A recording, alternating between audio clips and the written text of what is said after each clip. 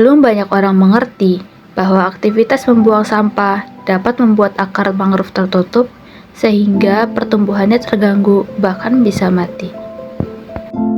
Sampah di sekitar mangrove kebanyakan berasal dari sampah rumah tangga yang dibuang ke sungai dan berakhir di muara, tempat tinggal mangrove. Pada saat air laut pasang, sampah tersebut akan mengarah ke daratan terbawa arus. Saat air laut surut, sampah tak kembali ke laut, melainkan tersangkut ke akar-akar mangrove.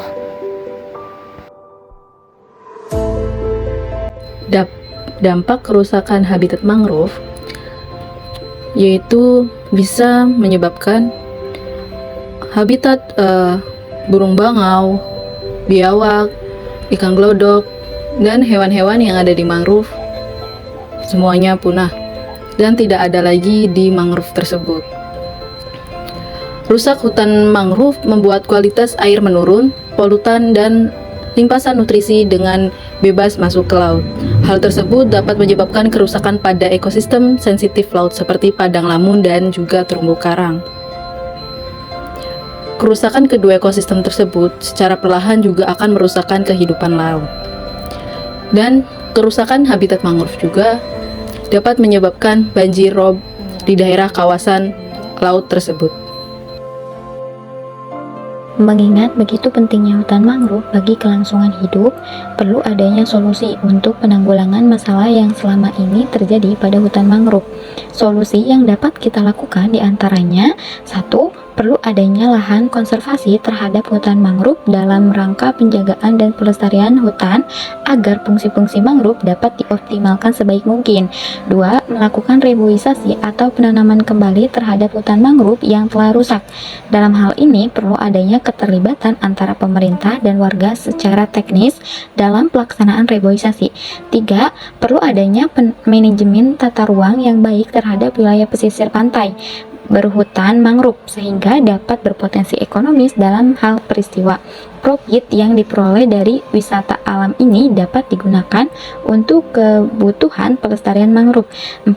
Perlu adanya penyuluhan dalam rangka memahamkan masyarakat terhadap pentingnya kelestarian mangrove bagi lingkungan hidup. Yang kelima, sanksi hukum yang tegas terhadap siapapun yang merusak kelestarian hutan mangrove. Kelestarian lingkungan hidup amatlah penting bagi kita.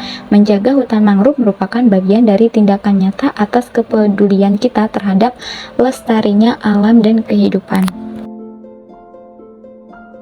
Berdasarkan hasil observasi dan analisis terhadap strategi pengelolaan kawasan mangrove sebagai upaya konservasi yang berkelanjutan di pesisir kota Cirebon, maka disarankan: pertama, rehabilitas mangrove di pesisir kota Cirebon dilakukan dengan optimalisasi peran masyarakat dan lembaga-lembaga peduli lingkungan, konsistensi kegiatan pengembangan eduwisata dan pembibitan mangrove, serta sosialisasi bagi pabrik-pabrik dalam pengelolaan limbah dan pengelolaan hutan mangrove sehingga mendukung kegiatan rehabilitas mangrove.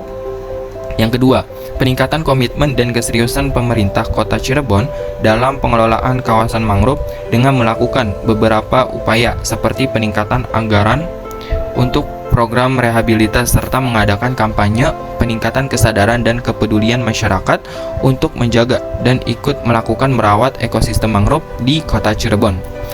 Dan yang ketiga, rehabilitas mangrove di sempadan pantai dan kegiatan konsisten dilakukan di pesisir kota Cirebon dengan memotivasi masyarakat peduli terhadap lingkungan serta menggalakkan kembali pembangunan sabuk pantai sehingga ancaman gelombang besar dapat teratasi.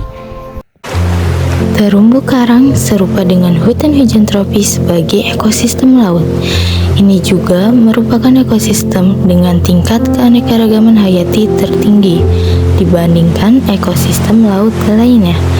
Hal ini karena menjadi rumah dan tempat bergantung bagi banyak biota laut.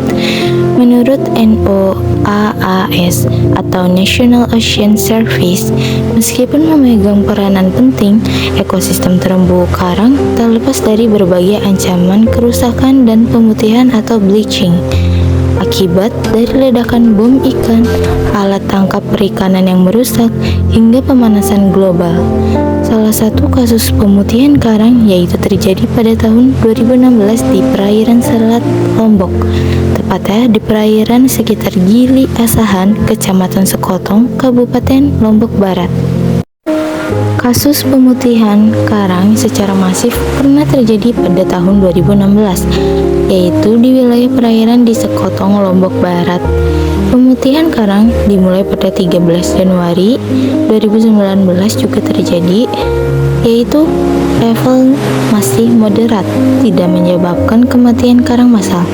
Kemudian pada saat bulan Maret sampai April 2019, pemutihan karang kembali terjadi hingga ke level 2 yang menyebabkan kematian massal karang. Pemutihan karang diakibatkan karena perubahan iklim, aktivitas manusia seperti menangkap ikan dengan cara dibom, pariwisata yang menggunakan transportasi laut, sampai pencemaran limbah ke laut. Penyebab pemutihan karang terjadi karena suhu air laut melebihi suhu maksimum tahunan. Jika suhu maksimum tahunan Selat Lombok 30 derajat Celcius, kemudian naik hingga menjadi 1 derajat Celcius selama 4 minggu, maka hal ini akan menyebabkan karang terjadi pemutihan. Jika berlangsung selama lebih 8 minggu, maka banyak karang yang mengalami kematian massal. Kematian massal karang ini karena karang merasa kelaparan dan mengalami kerusakan jaringan. Karang menerima 70-90% makanan dari hasil fotosintesis algae Zooxanthellae yang hidup di dalam tubuhnya.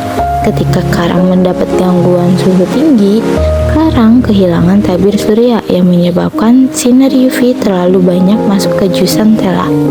Sinar UV yang berlebihan merusak fotosistem 2 di dalam Zooxanthellae yang menyebabkan fotosintesis berjalan tak normal. Lalu Zooxanthellae ini tidak menghasilkan oksigen normal, tetapi oksigen radikal. Adanya oksigen radikal meracuni. Inilah yang menyebabkan jaringan karang. Zooxanthellae dikeluarkan dari karang. Alhasil karang yang berwarna cerah jadi putih karena Zooxanthellae ini telah dikeluarkan dari karang. Pasokan makanan dari Zooxanthellae tidak ada sehingga karang mengalami kelaparan. Selain pemanasan global, perikanan, pemukiman dan pariwisata juga mempengaruhi status kesehatan perairan. Pariwisata diikuti menjamurnya fasilitas penginapan, hotel, restoran, dan pemukiman sehingga kebanyakan limbah dibuang ke perairan. Belum lagi lalu lalang perahu yang membawa penumpang seperti jet ski, kapal bersiar, dan transportasi air lainnya. Bisa juga karena tumpahan minyak jangkar yang diturunkan ke dasar laut yang memperparah kondisi terumbu karang. Melanjuti dari video sebelumnya yaitu mengenai kerusakan mangrove. Ternyata mangrove ini memiliki banyak manfaat yang sangat banyak. Jika mangrove rusak, ekosistem terumbu karang juga ternyata bisa rusak. Sebetulnya masyarakat juga dapat melindungi ekosistem terumbu karang ini karena berdasarkan riset, pulau yang memiliki mangrove relatif bisa bertahan dari serangan pemutihan karang. Hal ini karena mangrove menghasilkan tanin yang larut sekitar karang. Tanin ini melindungi karang dari UV yang berlebihan. Pohon mangrove rimbun juga menutupi sebagai semacam penuduh sehingga karang akan terhalang dari sinar UV. Hal ini menjadikan karang tidak akan terjadi pemutihan. Pohon mangrove rimbun ini menjadi salah satu solusi untuk mengatasi pemutihan karang. Jadi mangrove merupakan salah satu hal yang paling penting di pesisir.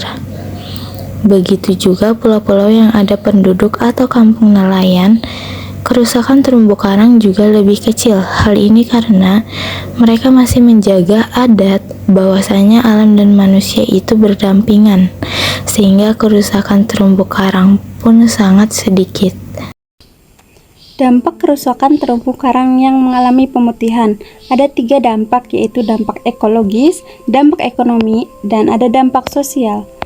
Pada dampak ekologis, kematian terumbu karang yang memutih dan kehilangan zooxanthellanya akan rentan terkena infeksi dan penyakit, yang selanjutnya akan merusak struktur terumbu karang. Yang kedua, ada penurunan keanekaragaman hayati. Kerusakan terumbu karang akan menyebabkan kehilangan habitat dan penurunan keanekaragaman hayati. Dan yang ketiga, ada perubahan rantai makanan.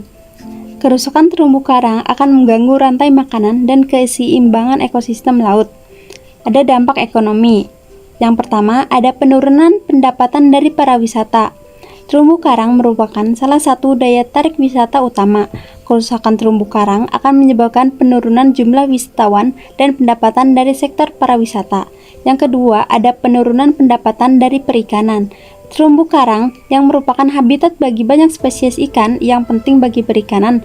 Kerusakan terumbu karang akan menyebabkan penurunan hasil tangkapan dan pendapatan dari sektor pertanian. Yang ketiga, ada dampak sosial. Yang pertama, kehilangan mata pencarian. Banyak masyarakat yang bergantung pada terumbu karang untuk mata pencarian mereka, seperti pariwisata dan perikanan. Kerusakan terumbu karang akan menyebabkan kehilangan mata pencarian dan meningkatkan kemiskinan. Yang kedua, ada ketidakamanan pangan. Terumbu karang merupakan sumber makanan bagi masyarakat. Kerusakan terumbu karang akan menyebabkan ketidakamanan pangan dan meningkatkan kerawanan pangan. Ada beberapa solusi untuk mengurangi dan memberi kesempatan pada terumbu karang untuk memulihkan diri, yaitu emisi gas rumah kaca harus dikurangi. Emisi gas rumah kaca dapat dikurangi dengan mengurangi konsumsi daging dan menggunakan energi matahari dan listrik daripada bahan bakar fosil. Hal ini dilakukan untuk mengurangi suhu laut yang bisa menyebabkan kerusakan pada terumbu karang. Pemulihan terumbu karang juga bisa dilakukan dengan cara rehabilitas atau transplantasi terumbu karang.